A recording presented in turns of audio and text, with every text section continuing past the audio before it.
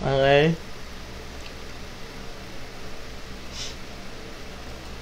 Alis lang, no? Uy, talaga. Thank you po, Sir Gio or Ma'am Gio. Thank you po, no? Okay, let's answer this one. Wala pa nagsasagot eh. Paano ko ito sagutan? Pag may 5 na nagsagot, sagutan ko na. Thank you naman. Appreciate it. Thank you, thank you, thank you. Oh, ang hirap ba? Sige. Anong difference ng 2 cos x? Ay, Ma'am Shishel, thank you po.